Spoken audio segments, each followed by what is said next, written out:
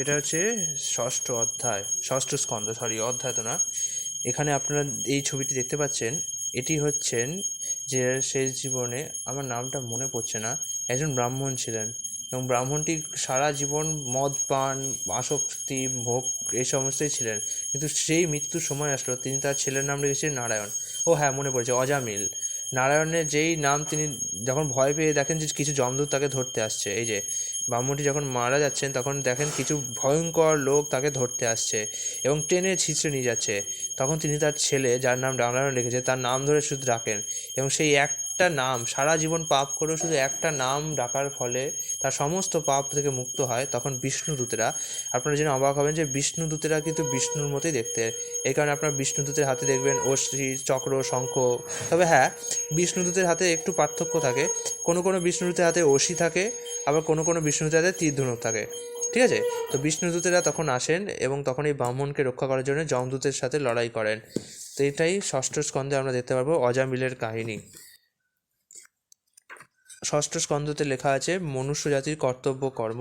আপনারা বলেন না যে কি করব কি করব, কত আপনারা বই পড়েন যে এই জীবনে উন্নতি করুন, জীবনে ডিসিপ্লিন আনুন, কত, কিন্তু মনে রাখবেন জড়জগতে কেউ কিন্তু আপনাকে জীবনে উন্নতি করতে পারবে না।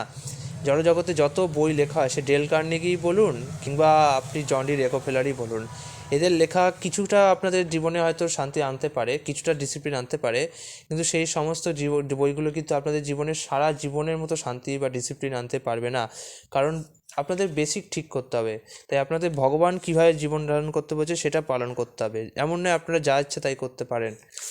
অজামিলের উপাখ্যান। তাছাড়া যে সমস্ত মানুষ এই সমস্ত মোটিভেশনাল বই বা ইয়ে করে, তাদের সেই সমস্ত তত্ত্বগুলোই এই পরম ভগবতের তত্ত্ব থেকেই অনুপ্রাণিত। তারা নিজেরাও হয়তো জানে না যে এই তত্ত্ব থেকে অনুপ্রাণিত, কিন্তু ভগবতেই সমস্ত কিছু আগেই ব্যাখ্যা করে দেওয়া হয়েছে। তো আপনাদের দরকার নেই অত কোটি কোটি টাকা খরচ করে ওই সমস্ত বই কেনার, আপনারা শুধু ভগবত পড়ুন, তাতেই আপনাদের জীবনে কী করতে হবে না করতে হবে তা আপনারা বুঝে যাবেন। এরপরে এসেছে বিষ্ণুদূত কর্তৃক অজামিল উদ্ধার, যমদূতদের প্রতি যমরাজের উপদেশ, ভগবানের উদ্দেশ্যে প্রজাপতি দক্ষের হংস গুর্জ প্রার্থনা, নারদ মুনির প্রতি প্রজাপতি দক্ষের অভিশাপ,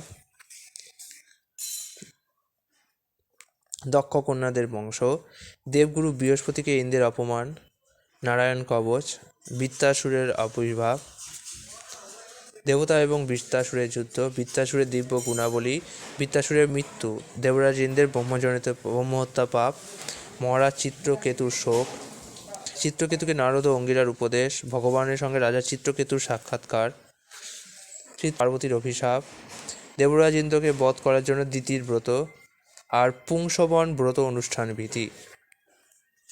দেখি আমি একে কী কী ছবিগুলো আছে, ছবিগুলো দেখলে অনেক কিছু ব্যাখ্যা করা যায়। ভগবতের ছবি, এই যে অজামিলকে টেনে নিয়ে যাচ্ছেন সেই ছবিটা এখানে আছে, এই যে অজামিলকে সেই বাহন, সেই বিমান, স্বর্ণনির্মিত বিমান। এখানে 10জন প্রচেতা যখন তপস্যা সমাপন করে সমুদ্র থেকে বেরিয়ে এলেন, তখন তারা দেখলেন যে সমগ্র পৃথিবী বৃক্ষের দ্বারা আচ্ছাদিত হয়ে গেছে। বৃক্ষসমূহের প্রতি প্রচেতাদের ক্রোধ উদ্দীপ্ত হয়েছিল, মানুষে তারা মুখঘর থেকে অগ্নি এবং বায়ু সৃষ্টি করেছিলেন। তখন প্রচেতাদের ক্রোধ প্রশমিত করার জন্য চন্দ্রদেব সোম তাদের সম্মুখে উপস্থিত হয়েছিলেন।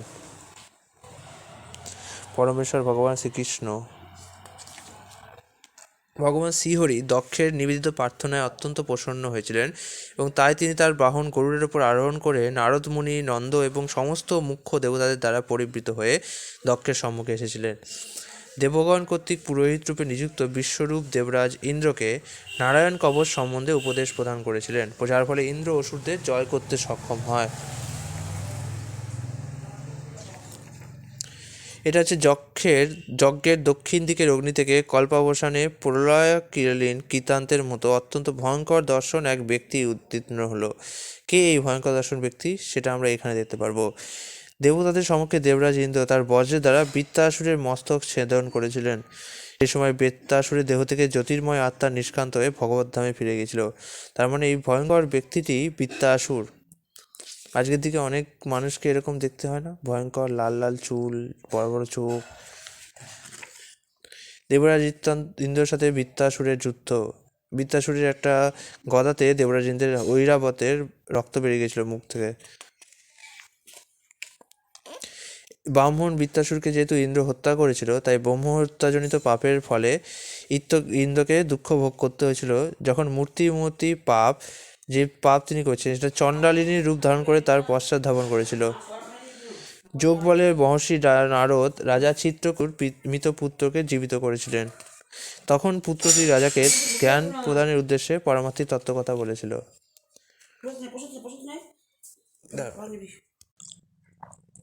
তার আরাধ্য ভগবানের দর্শন লাভ করে চিত্রকেতু প্রণতি নিবেদন করেছিল। যোগনিদ্রায় শয়নকালে মহাবিষ্ণু নিঃশ্বাস প্রশ্বাসের সঙ্গে অনন্ত কোটি ব্রহ্মাণ্ড সৃষ্টি করেন। তখন শিব তার অঙ্কে পার্বতীকে ধারণপূর্বক আলিঙ্গন করে থাকতে দেখেছিলেন। যে শিবের কোলে পার্বতী দণ্ডায়মান বসে রয়েছেন। এটি শ্রীমদ্ ভাগবতের 6ষ্ঠ স্কন্ধ 6 নম্বর।